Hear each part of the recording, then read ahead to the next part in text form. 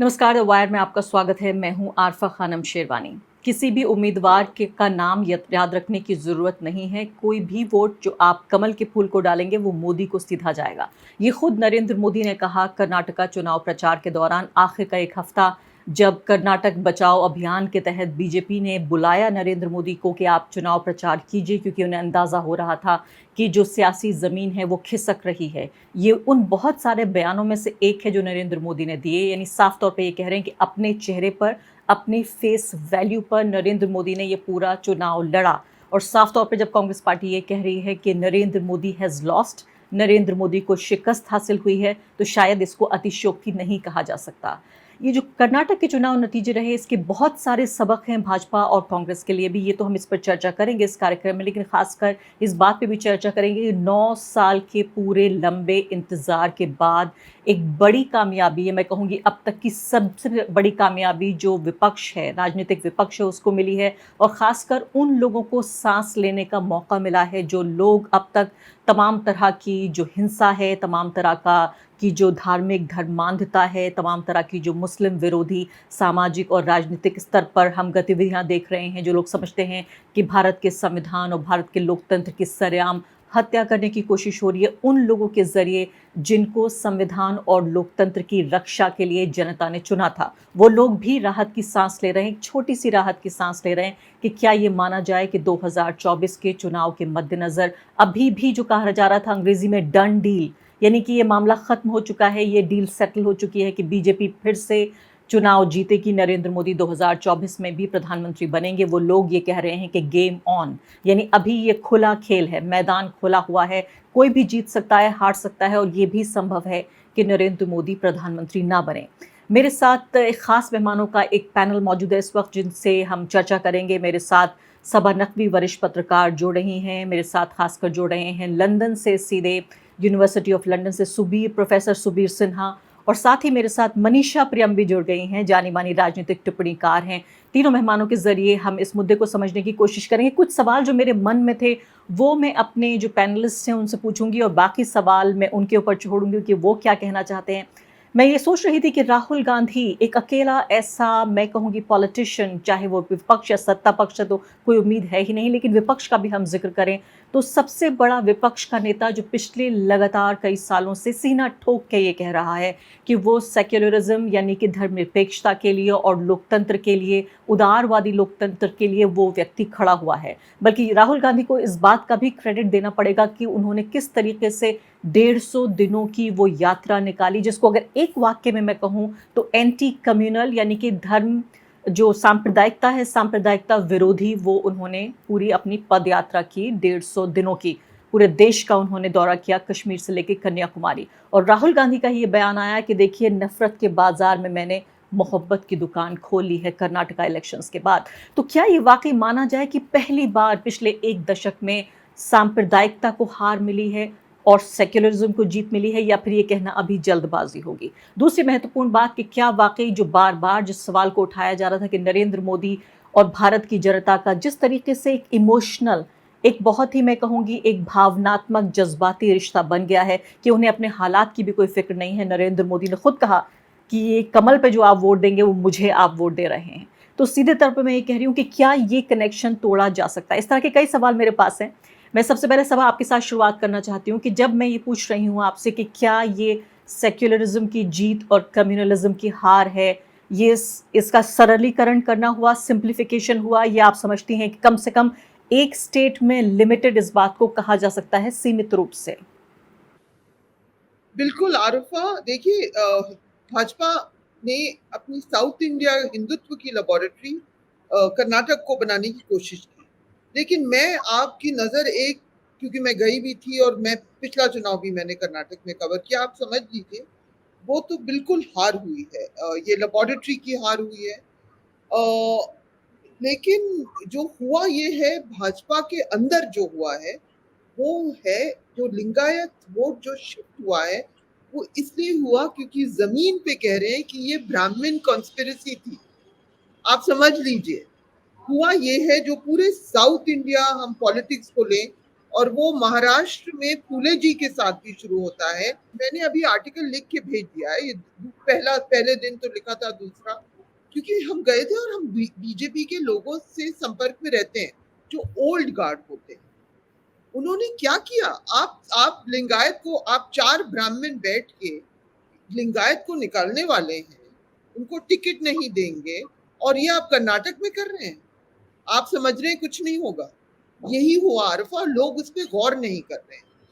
और लेकिन जो बात चली, जो जुबान पे बात आई, वो कि ब्राह्मण हमको हटाएंगे। हमें जो मैसेजेस आए, क्योंकि हम जाके मिल चुके हैं उन लोगों से, तो सालों से जानते हैं। आप जानती है, मैंने भाजपा को कवर किया। अब ये मत समझिए कि सब जगह बीजेपी वही है जो दिल्ली की बन गई है। मैंने तो अटल बिहारी वाजपेयी, लाल कृष्ण आडवाणी सबके इंटरव्यूज ले चुके थे। हालांकि हम आउटलुक में भी हम पर हमला होता था कि हम लोग एंटी बीजेपी हैं, विनोद मेहता इतने बड़े एडिटर थे, लेकिन फिर भी वो बात करते थे। तो वही कर्नाटक की लीडरान ट्रेडिशनल वही है।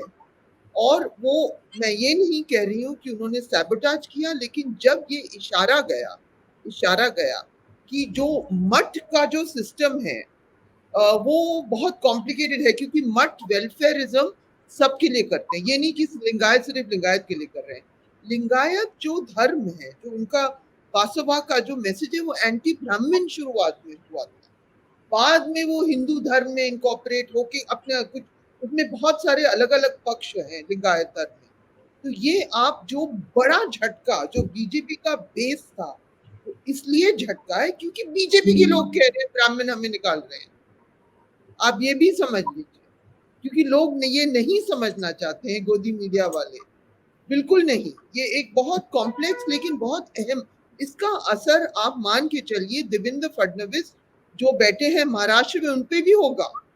वहां भी बहुत रेयर है, एक बार ही ब्राह्मण चीफ मिनिस्टर, वो अभी डेप्यूटी चीफ मिनिस्टर हैं, लेकिन वो ही सब कर रहे हैं। एक मनोहर जोशी बने थे शॉर्ट टाइम के लिए, वहां भी मराठा बनते हैं, दलित बनते हैं, ओबीसी बनते हैं।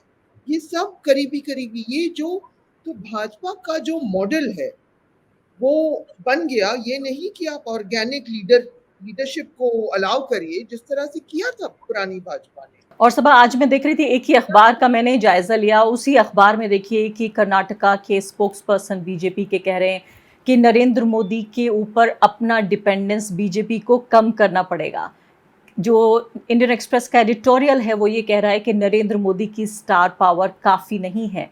यानी पहली बार ऐसा हो रहा है कि नरेंद्र मोदी के ऊपर सीधे, चाहे वो एडिटोरियल हो, खुद बीजेपी के अंदर के लोग सवाल उठा रहे हैं। और बीजेपी स्पोक्स पर्सन से ठीक ऊपर ऑपेड है जो ये कहता है a whole new Congress.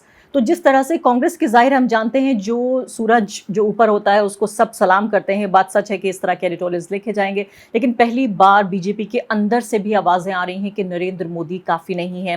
Professor Subir Sinha, जब आप इस पूरी तस्वीर को देख रहे हैं वहाँ लंदन में बैठे हुए, तो मुझे ये बताइए कि बीजेपी का जो पॉलिटिकल प्लैंक हमने देखा है, उन्होंने काफ़ी इलेक्शंस जीते हैं, हालांकि हारे भी हैं। ये भी एक बड़ा झूठ है कि पूरे राष्ट्र पे बीजेपी का कब्जा है।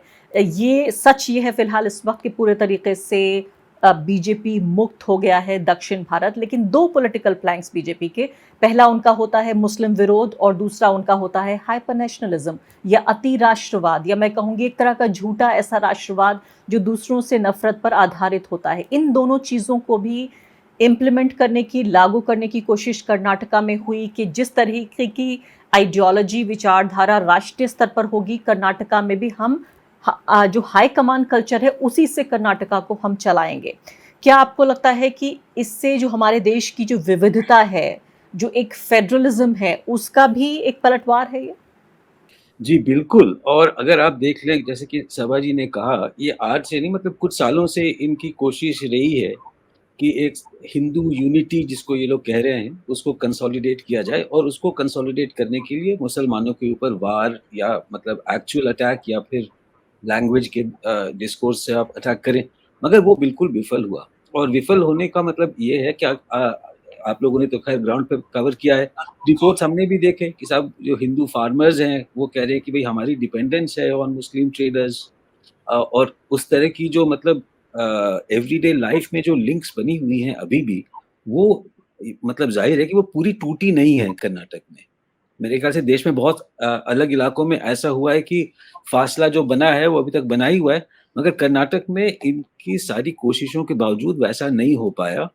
और दूसरी चीज़ ये है कि अगर आप उस रिएक्शन देखें, ख़ास करके बीजेपी के जो हार्डकोर सपोर्टर्स हैं, उनके रिएक्शंस में 2 चीज़ें बड़ी दिलचस्प हैं। एक तो ये कि बार-बार एक आ रहा है मीम कि भई मुसलमानों ने एकजुट होकर के कांग्रेस को सपोर्ट किया और हिंदुओं ने नहीं किया। तो एक तरह से आप देखिए कि उनकी तरफ से ये खुद ये एडमिशन है कि भई हमारी जो प्रोजेक्ट थी ऑफ हिंदू यूनिटी वो फेल हो गई। दूसरी चीज़ ये है कि इन्होंने क्या सबक सीखा है इसमें से? अब बहुत जगह आपने कहा ना कि मतलब पार्टी के अंदर नहीं, ऐसे आवाज़ें आ रही हैं कि प्रोफेसर साहब ये तो बहुत अच्छी बात आजकल मानी जाने लगी है कि हिंदू एकता बहुत अच्छी बात है। ये देश हिंदुओं का है, उसके बावजूद भी यहाँ 80% लोगों को ही एकजुट होने की ज़रूरत है। जिनकी तादाद कम है, उन्हें एकजुट होने जी। की ज़रूरत नहीं है। जी, और आप देख लीजिए कि इनकी पार्टी के अंदर से जो आवाज़ें आ रही हैं, एक तो ये कि अब नुपुर शर्मा और राजा सिंह जैसे लोगों को खड़ा कर दिया जाए और उनको पूरी छूट दी जाए। आज मेरे ख़्याल से एक बयान भी आया है सिकंदराबाद के एमपी का कि भई हम उनको वापस लेना चाहते हैं पार्टी में। तो ये एक तरह से और एक्सट्रीम डायरेक्शन में जा रहे हैं, जो कि मेरे ख़्याल से इनके लिए काउंटर प्रोडक्टिव होगा। एंड फाइनली मैं एक और बात अभी बता दूँ कि काफ़ी जो मेरे व्हाट्सऐप और ट्विटर वाले हिंदुत्व अकाउंट्स को मैं फ़ॉलो करता हूँ, उसमें एक बड़ी आवाज़ आ रही है कि भई अब ये मॉडल जो है मोदी की लीडरशिप वाला मॉडल, वो तो बिल्कुल फ़ेल हो चुका है, क्योंकि जैसे आपने कहा सारी इलेक्शन ही लड़ी गई थी कि भई मोदी के नाम पे, योगी जी के नाम पे लोग अब कह रहे हैं कि भई उन्हीं को आगे बढ़ाया जाए। 9 साल इनके हो गए, अगर हमें हिंदू राष्ट्र बनाना है और हम इस तरह से इलेक्शन हारते रहे, वो नहीं होगा।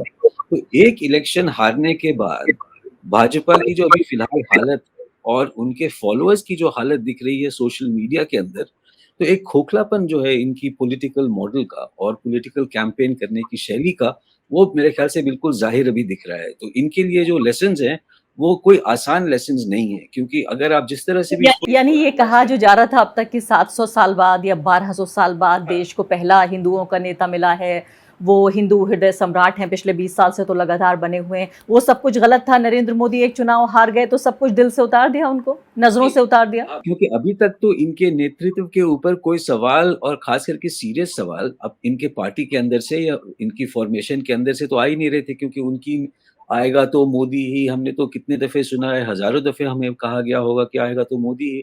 और एक इलेक्शन हारने के बाद जो 2024 डन डील है, ये तो हम 50 साल या 100 साल और राज करेंगे।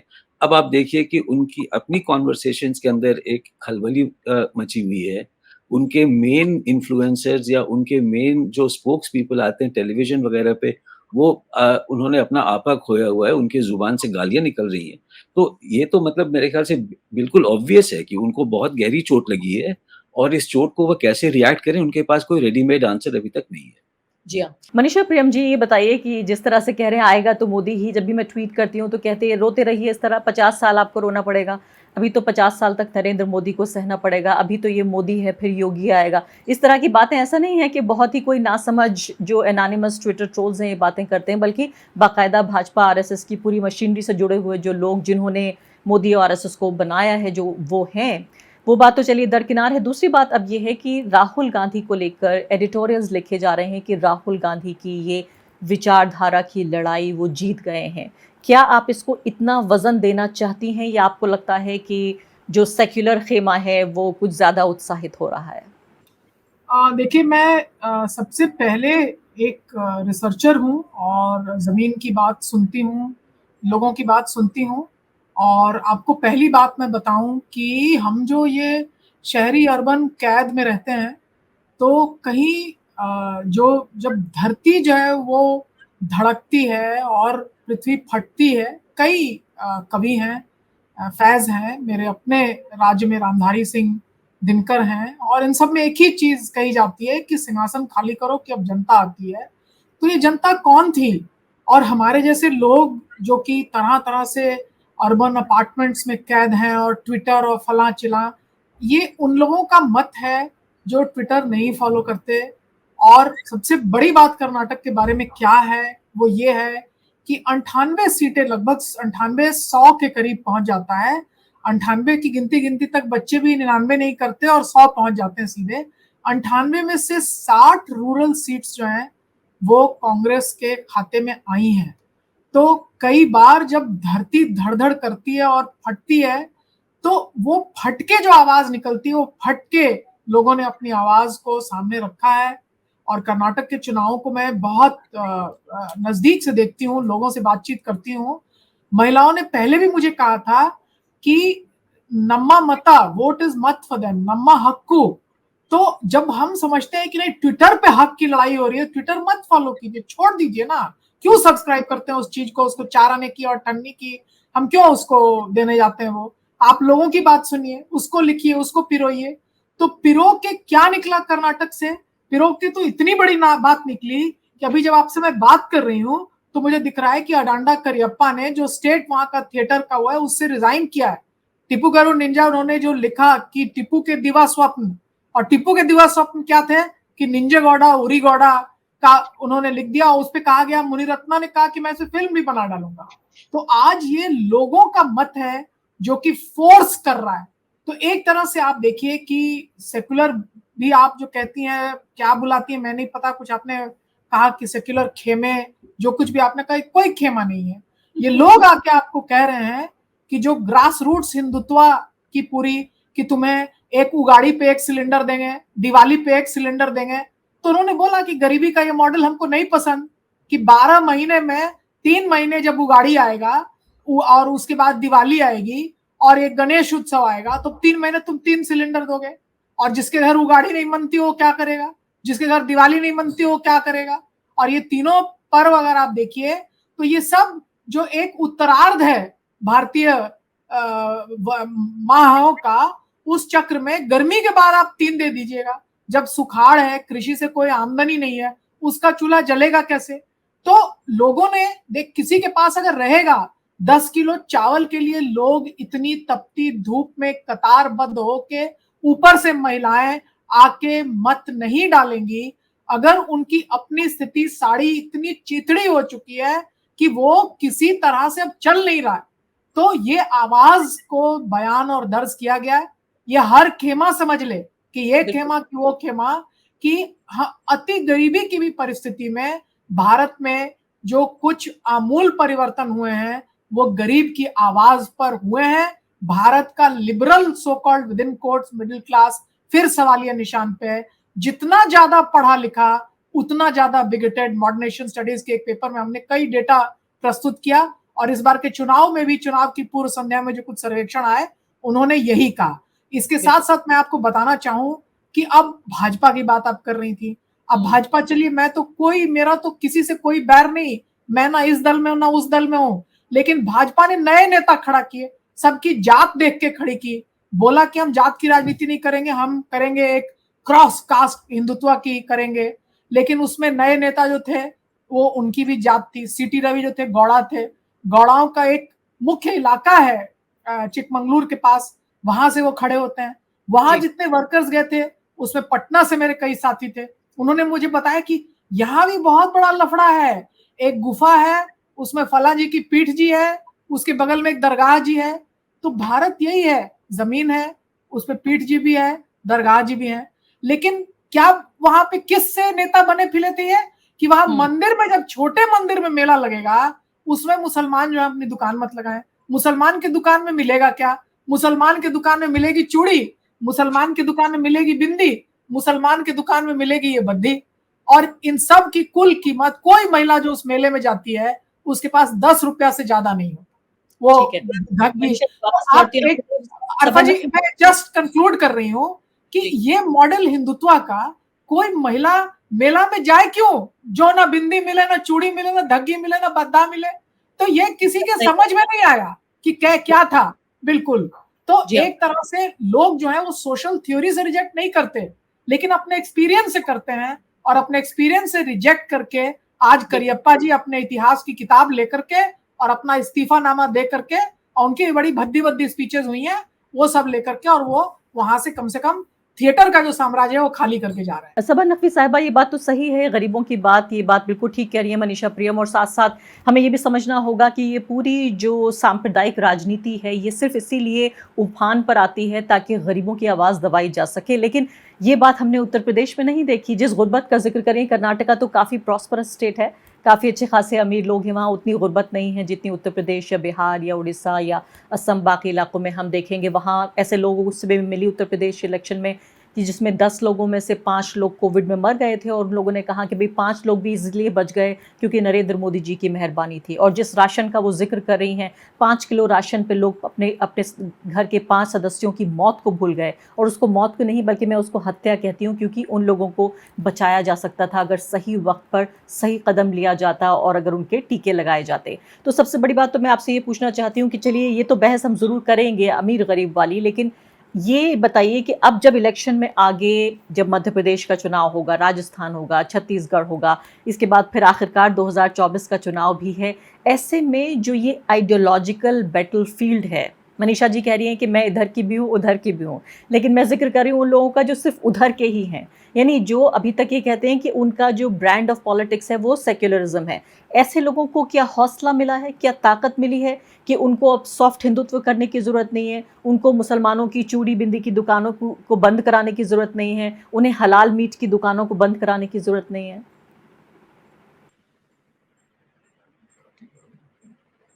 सबा नकवी? जहाँ जो वो उसको बोलते हैं बाबा बुडनगिरी, बहुत ही खूबसूरत इलाका है चिकमगलूर में। शायद हिंदुस्तान में ऐसी हवा आपको मिलेगी नहीं, कॉफी प्लांटेशन। कहा जाता है कि वो कॉफी लाए थे हिंदुस्तान में सूफी संत के तरह। दूसरी तरफ हिंदुत्व वाले कहते हैं कि वो एक देवता है, और उसको जो सिंक्रेटिक हमारा जो कॉम्पोजिट कल्चर का जो एक एग्जाम्पल हो सकता था, उसको बना दिया हिंदू मुस्लिम कॉन्फ्लिक्ट का। लेकिन फिर भी मैं सीटी रवि को भी जानती हूँ, इतने खूबसूरत इलाके में इतने भद्दे से शख्स जिनसे कोई मजेदार बात हो ही नहीं सकती। हालांकि वहां पे तो, लेकिन सच में आरफा, उस जगह की जो हवा है वो कॉफी प्लांटेशन के बीच में, क्या बात है। देखिए, कर्नाटक में लोग इतने गरीब हैं नहीं जितने ये उत्तर प्रदेश में है, नंबर 1। नंबर 2, तो हम मुकाबला ही नहीं कर सकते। ये वो स्टेट्स हैं, ये साउथ इंडियन के स्टेट्स हैं जहां पॉपुलेशन कंट्रोल में आ रहा है, जहां वो उनके लिए जो सेंट्रल पूल के मुद्दे ये होते हैं कि हम पैसे दे रहे हैं और सारा नॉर्थ में जा रहा है। नॉर्थ में गरीबी है, लोगों के, मैं समझाती हूँ स्टूडेंट्स को, कभी कभी बच्चे ज्यादा होते हैं जब बच्चे गुजर जाते हैं। जब आप पढ़े लिखे होते हैं, सब साधन मिल जाते हैं, तब आप, तो तमिलनाडु का भी लाइफ, एनीवे मैं डाइवर्ट कर रही हूँ। देखिए, इससे बहुत ही बड़ा चुनाव हो गया ये, क्योंकि रिजल्ट क्लोज नहीं था, रिजल्ट कंक्लूसिव था। हिंदुत्व रिजेक्ट हुआ, नरेंद्र मोदी रिजेक्ट हुए, बीजेपी का जो मॉडल है, आप ये भी समझ लीजिए। इसलिए आपने ये जो हमारे जो संघ के जो अधिकारी हैं, जो उन्होंने लोकल लीडरान को हटा के, वो हर जगह यही हो रहा है। छत्तीसगढ़ में चुनाव है, आपने कभी रमन सिंह का नाम सुना है? सालों तक वो 3 बार मुख्यमंत्री रह चुके हैं। पूरा कंट्रोल संघ के लोगों के हाथ में है। वहां भी छुटपुट हिंदू मुस्लिम मुद्दे छेड़े जा रहे हैं। मध्य प्रदेश में तो शिवराज इस बार तो बने हैं डिफेक्शंस के बाद, उनके खिलाफ वो भी पूरा, वो अब तो बिल्कुल पैर मोदी जी और योगी जी की छूने के लिए रेडी हैं। राजस्थान में जहां बीजेपी के पास एक मजबूत स्टेट लीडर है वसुंधरा राजे, लेकिन सेंट्रल लीडरशिप हाई कमांड जो अब सब चलाता है, वो उनको ट्रस्ट नहीं करता है। तो बीजेपी का ये जो मॉडल है, ये सिर्फ मोदी मॉडल नहीं है, ये है सबको आप निकालिए और आरएसएस चलाएगा। State by state RSS grounded leader को ह्यूमिलेट करेगा। ये उन्होंने हिमाचल में किया और उसका भी नुकसान हुआ। कांग्रेस नैरो विक्ट्री वहां मिली। यहां तो बिल्कुल सत्यानाश हो गया। एक तो भाजपा ने सब गलत किया, दूसरी तरफ कांग्रेस ने बहुत ही वेल कोरियोग्राफ कैंपेन किया। और इसमें जो 2-3 चीजें जो नई हैं, जो हर जगह अब ले जाएंगी, जिस तरह से उनका सोशल मीडिया, मैं उन लोगों को जानती भी हूँ जिन्होंने किया, बहुत ही केयरफुली। अरफा, आप गौर करिए कि हमको दिल्ली के सोशल मीडिया फीड में लग रहा है राहुल प्रियंका की बात हो रही है, वहां हर एडवर्टाइजमेंट कन्नडा में सीतारमैया के नाम, डीके के नाम हुआ। उन्होंने एक स्क्रिप्टेड कॉन्वर्सेशन डीके और सीतारमैया के बीच, वो ट्विटर में भी चला। ये बहुत well thought out social media strategy, advertisement, print Karnataka के अंदर चलाया। वही लोग अब चलाएंगे तेलंगाना में, उनमें से एक तो तेलंगाना के हैं, एक रिटायर्ड आईएएस ऑफिसर है, मतलब रिटायर्ड नहीं है, एक जिन्होंने छोड़ा आईएएस, मैंगलोर के थे, तमिल है ये। इन लोगों ने अपना ये इस तरह का कैंपेन कांग्रेस में हमने एक डेकेड तक नहीं देखा। Planned, choreograph, without the hype की हम कह रहे हैं कि प्रशांत किशोर करा रहे हैं, उन्होंने जिताया, वो सब नहीं हुआ, ये चुपचाप से बैठे हुए। लेकिन आप पता करिए, हम लोग गलती कर रहे हैं कि सोच रहे हैं कांग्रेस सिर्फ राहुल गांधी की वाह कर रही है। नहीं, और सबा ये अच्छी बात भी है जिसको मनीषा प्रियम भी कह रही हैं और आप भी कह रही हैं, अच्छी बात है कि कम से कम कोई एक व्यक्ति या एक कंपनी ये ना सोचे कि ये कोई ऐसा उत्पाद है लोगों का, ऐसा कोई प्रोडक्ट्स बन गए हैं लोग के, सिर्फ एक इलेक्शन मैनेजर आके चुनाव जिता सकता है या हरा सकता है। हालांकि ये कांग्रेस के अंदर से हुआ है, और ये लोग जब आप इतनी अकल के साथ इतने, और जो आप डीके, अगर आपने नहीं देखा है आप देख लीजिए जरूर जाके, इन्होंने रिलीज किया डीके और सिद्धारमैया के बीच में कॉन्वर्सेशन। जी हाँ, वो वीडियो देखे थे हमने बाकायदा।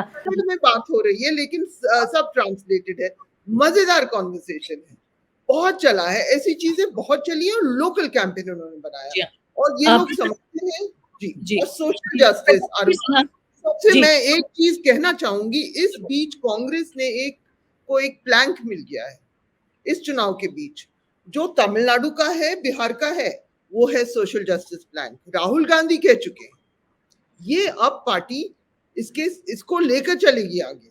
चलिए, बस मेरा हो गया, आपका समय भी। हाँ, प्रोफेसर सुबीर सिन्हा, ये भी उन लोगों को याद रखना चाहिए, समझते हैं कि दक्षिण भारत कोई और दूसरी जमीन है, राम मनोहर लोहिया से प्रभावित ये जमीन रही है, जिन मठों का जिक्र किया सबा नकवी ने, उनको भी हमें याद रखना पड़ेगा कि वहाँ जो धार्मिक मठों की बात नहीं थी, वो मठ कांग्रेस पार्टी के अभी का जो मैनिफेस्टो है, मैं कन्नड़ा में उसको ठीक से पढ़ नहीं पाई, लेकिन अंग्रेजी में उसका ट्रांसलेशन भी ये कहता है कि सारे समुदाय, सारी कम्युनिटीज के लिए काम करने वाला, सर्वहारा को देखने वाला ये मैनिफेस्टो होगा। अब मुझे बताइए कि चूंकि ये इतना बल मिल गया है, ये एक तरह से जमीन से खड़ी हो गई है कांग्रेस पार्टी, और विपक्ष को भी ताकत मिल रही है। मैं और दूसरे विपक्षी नेताओं से भी चुनाव रिजल्ट के दिन भी मैं बातचीत कर रही थी, सबको लग रहा है कि डॉक्टर मनोज झा ने कहा कि एक ब्रीदिंग स्पेस मिल गया है। अब इस ब्रीदिंग स्पेस का किया क्या जाएगा, क्या स्ट्रेटजी होनी चाहिए कांग्रेस पार्टी की, बाकी जो पार्टियां हैं उनके साथ आएंगी उनकी, कि इसी जो छोटा सा एक पायदान मिल गया है, इस पे कैसे अपना महल खड़ा करेंगे?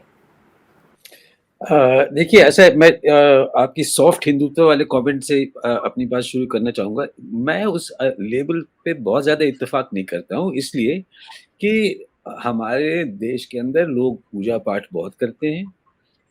ये ज़रूरी था कि एक तरह से आप लोगों को दिखाइए कि साहब हम भी करते हैं पूजा पाठ, लेकिन हमको कम्युनल पॉलिटिक्स नहीं पसंद है, which is the majority of the vote. आप सब जगह जाके देखिए, तो this was an important point two make. Secondly, मेरे ख्याल से उन्होंने काफ़ी फ्रंट फुट पे इसको टैकल किया। जब आपने वो स्टेटमेंट दे दिया कि हम बजरंग दल को बैन कर देंगे, वो काफ़ी ब्रेव स्टेटमेंट है। और उसका, जैसे कि आज एजाज अशरफ के भी आर्टिकल में लिखा हुआ है कि इस स्टेप को लेने के लिए किस्म का कॉन्फिडेंस चाहिए, क्योंकि आपके खिलाफ सारी भाजपा की मशीनरी है और उसकी पूरी आइडियोलॉजिकल और मीडिया मशीनरी खड़ी है, और वो और कम्युनलाइज करना चाह रही है, और आपने फ्रंट फुट पे जाकर के उसको अटैक किया कि जब हम इस तरह के कम्युनलिज्म के खिलाफ हैं।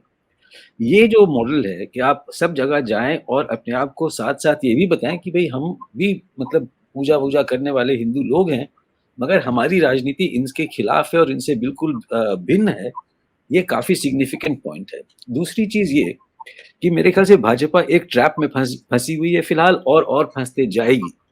वो ये कि ये अपने आप को और रेडिकलाइज़ करेगी। अभी और 2024 के बीच में इनके पास और कोई विकल्प नहीं है, क्योंकि इन्होंने अपनी फॉलोइंग को इतना रेडिकलाइज किया हुआ है, यहाँ तक कि अब बातें चल रही हैं कि योगी आ जाएं और मोदी चले जाएं, तो एक ये और कम्युनल इनकी कैंपेन होगी। और जहां जहां पे भाजपा की सरकार नहीं है, जैसे बिहार में ही आप देख लीजिए, जो कार्रवाई भी हाल में उन्होंने की है बजरंग दल के खिलाफ, ये इन लोगों के, मेरे ख्याल से भाजपा ने कुछ एरियाज को नॉमिनेट किया हुआ है कि यहाँ पे हम पोलराइजेशन करेंगे, और इसमें बजरंग दल का रोल काफी अहम होगा। बैन अगर आप नहीं कर सकते हैं, तो कानून के दायरे के अंदर जितने कदम आपके पास हैं उठाने के लायक, और आपके पास जो मतलब तंत्र यंत्र मंत्र हैं ऑफ स्टेट पावर, उसका इस्तेमाल होना जरूरी है, क्योंकि अगर आप वो नहीं करेंगे तो आप बैकफुट पे चले जाएंगे। और इस कैंपेन से अगर एक लेसन किसी को भी लेना चाहिए वो ये है कि आपको फ्रंट फुट पे खेलना है। और तीसरी बात मैं बता दूं, मेरे हिसाब से Indian electoral and political map जो है वो बिल्कुल यूनिफॉर्म नहीं है। कोई भी पार्टी अगर ये सोच के चले कि जो सबक हमने कर्नाटक में सीखे वो हम सब जगह लागू कर दें तो वैसा नहीं होगा। बिल्कुल। इसलिए क्योंकि एक उसमें बहुत बड़ा ये एलिमेंट ये है कि अलग-अलग राज्यों में, जो कि कर्नाटक में नहीं था, रीजनल पार्टीज़ हैं जिनकी अपनी पकड़ है और उनका अपना बेस है। जी तो हाँ। एक सेल्फ लिमिटेशन की ज़रूरत है कांग्रेस की तरफ से भी और बाकी पार्टीज़ की तरफ से भी, कि जब आपकी कॉमन मिनिमम प्रोग्राम हो, तो जिस तरह के एजेंडा आपने बताया तमिलनाडु या कर्नाटक की इलेक्शंस में चली हैं, उसको तो आपको सेंटर करना ही पड़ेगा क्योंकि वो प्रो पुअर हैं। मगर साथ-साथ एक अकोमोडेशन भी ज़रूरी है कि जिस रीजनल पार्टीज़ के साथ जो आएँगी अलायंस में, उनकी अपनी क्या एम्बिशंस हैं और बिल्कुल। कांग्रेस ऐसा नहीं अपीयर होना चाहिए जैसे आज बीजेपी अपीयर होती है। जी हाँ, मैं इसी सवाल को आगे बढ़ा देती हूँ, इसी सवाल को एक्सटेंड कर देती हूँ। बिल्कुल संक्षेप में मनीषा प्रियम जी, जो सवाल हम यहाँ पे उठा रहे हैं, बहुत ज़्यादा ऐसा नहीं है कि कोई 2-4 साल का वक़्त बाकी है, सिर्फ़ 1 साल का वक़्त है। मुझे बताइए कि अभी फ़िलहाल 2024 का नक्शा आप कैसे देख रही हैं? इस सब के बावजूद कि अब बीजेपी मुक्त दक्षिण भारत है, प्रोफ़ेसर साहब कह रहे हैं कि अलग-अलग जो हैं तरह-तरह के भिन्न-भिन्न प्रकार के राज्य हैं, भिन्न-भिन्न प्रकार के समाज और राजनीति है। इस सब को मद्देनज़र रखते हुए 2024 का नक्शा। भारत में 2024 का राजनीतिक नक्शा खास करके 2024 के मई 19-20 को कैसा दिखेगा ये कहना बहुत ही मुश्किल है। और जो भी इस बात को अभी कहता हो कि हाँ बता सकते हैं, वो खुद भी नहीं जानता कि नक्शा होगा क्या। मुश्किल क्या है कि जो बातें विंध्य के नीचे दक्षिण के राज्यों की कही जाती हैं, इन सभी राज्यों में एक्सटेंसिव मूवमेंट्स अलग-अलग तरीके से सोशल इनइक्वालिटी हटाने के लिए की जा चुकी है। अब आप जहाँ कर्नाटक में आती हैं, तो यहाँ दुविधा ज़ोन क्यों दिखता है? क्योंकि कर्नाटक में धर्म के दायरे से भी वाचना और बासवन्ना की बातें जो इक्वालिटी के लिए हुई। मैसूर में जो वो मद्रास की तरह नॉन ब्राह्मण मूवमेंट हुआ, एंटी ब्राह्मण मूवमेंट, और वहाँ के राजा जो थे वो 1930 में ही उनको अफर्मेटिव एक्शन रिजर्वेशंस देना पड़ा। और वहाँ का जो रिजर्वेशन का मॉडल है वो अलग है, वो एक इंक्लूसिव मॉडल है। तो अलग-अलग तरीके से तमिलनाडु में द्रविड़ आइडियोलॉजी के चलते, केरल में वामपंथी लेफ्ट ऑफ सेंटर आइडियोलॉजी के चलते, लेकिन मैसिव इगैलिटेरियन सोशल वेलफेयर के चलते, और कर्नाटक में किन्हीं अन्य कारणों से। उत्तर के राज्यों में खास करके बिहार और उत्तर प्रदेश में ऐसे मूवमेंट्स हमने नहीं देखे हैं। यहाँ एक्सटेंसिव इनइक्वालिटी है, बड़ी जातियों का अभी भी बड़ा दबदबा है, और एक तरह से वन ऑन वन कोरिलेशन है कि बड़ी जातियां अभी भी सोचती हैं कि एक मिथिकल मनु के नाम का हिंदू राजा जब होगा तो हम उसके राजा बनेंगे। और ये गलत है सोचना कि इसका राजा केवल ब्राह्मण है, इसका राजा अनेक भेष धर लेता है। इसका राजा उत्तर प्रदेश आप जाइएगा, पूर्वांचल में खास करके, तो ठाकुरवाद का चोला पहनता है। कहीं और आप जाइएगा तो आपको किसी और जाति का दिखेगा।